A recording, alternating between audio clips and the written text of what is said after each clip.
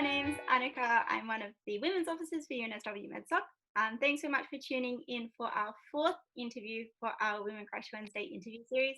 Today we're here with the lovely Dr. Sue Britton.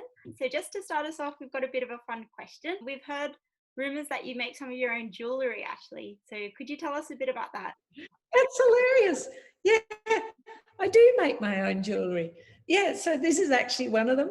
Yeah, I made years ago, scrap metal. Yeah, I just, because my husband's a sculptor, like he's an architect by training and a sculptor by profession. And one day I saw him just cutting out some letters out of aluminium to be the label for a show he was doing. You know, one of those moments where you think, I could make my own jewellery. So it looks like silver. It's actually very light aluminium sheet, cheap as chips, and you can make all the mistakes you want. And I just cut out shapes out of it. You know, I make earrings. I haven't got any on at the moment, but this is COVID times. Who dresses up?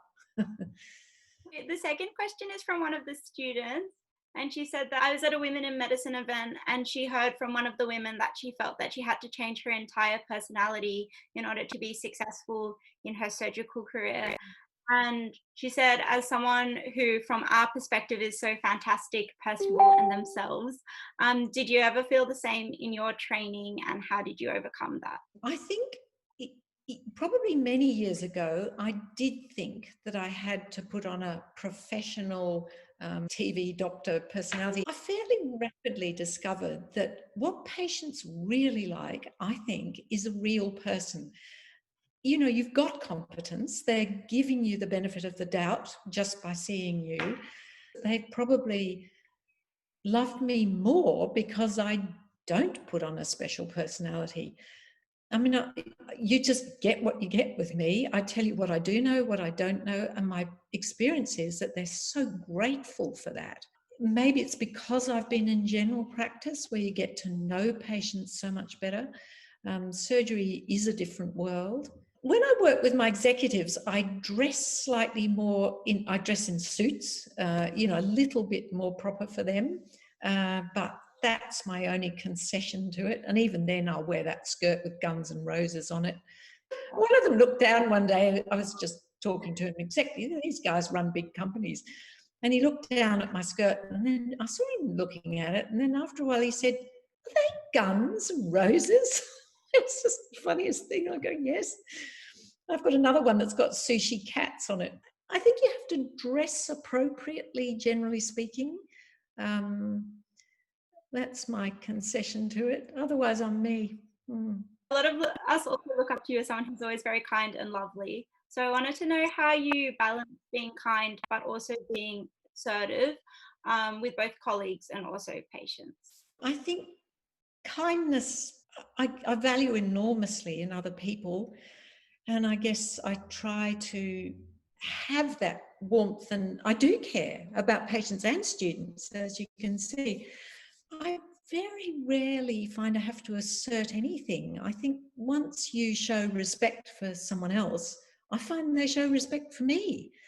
You know, with patients, often, you know, that motivational interviewing idea, as long as I've really listened to their perspective, and I often repeat it back to them so they understand that I understand why they are struggling with stopping smoking or taking medication or whatever, then I get an opportunity to say my bit.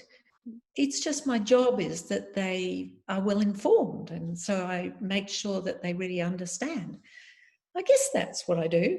Most people want to do the right thing in my experience. And sometimes, you know, I've had to point out to one of the nurses that they were taking a swab a wrong way. And that was recently. And I obviously I can't let that go.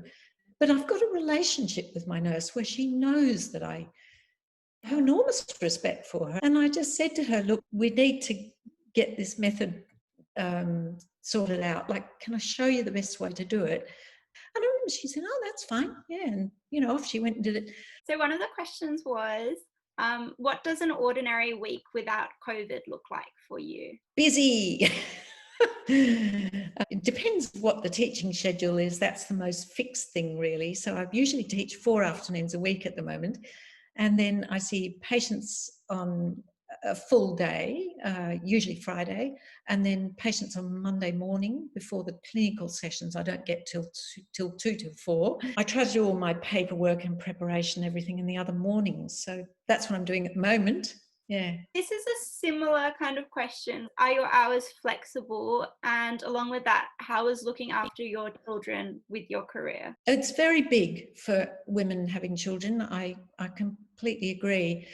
And we all have different circumstances, but it was seriously busy when I had little kids. I think I burnt myself out at one time. Really, the terminology wasn't used then, but I remember I was just exhausted. And that when I get home, I'd been giving out all day to patients because I always maintain that, I'm interested in them and I throw myself into each patient. I just make sure I do that.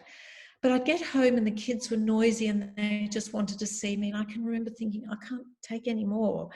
And yet they hadn't seen me all day. And it's horrible. What I did relatively soon after that was shifted my hours. General practice is fabulous for that because you're in a group thing. It's busy, demanding. It's not easy to take days off, but increasingly patients accept it.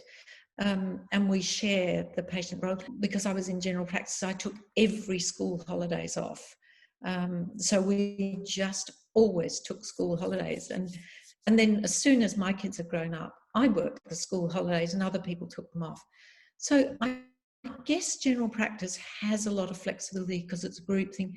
Just my friend who's a gynecologist, obstetrician gynecologist, her husband stopped his building business to look after their 3 children.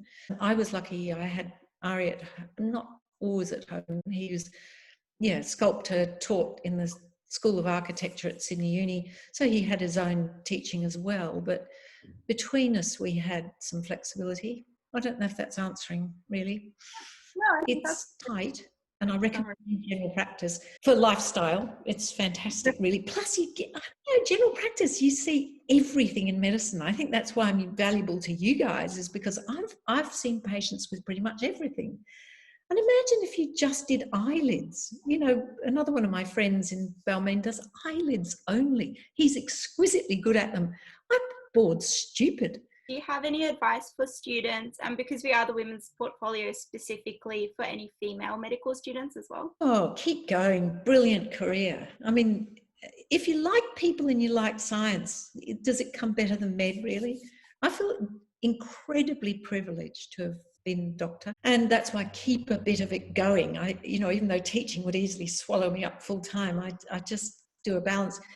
I think another thing is I didn't discover teaching till very late, and it was absolute chance. One of the things is when you go to meetings, keep asking everyone else what they're doing. That's how I heard about teaching. It was really through, I don't know, there's a lot of flexibility and variety available within med. And you just got to find where it is.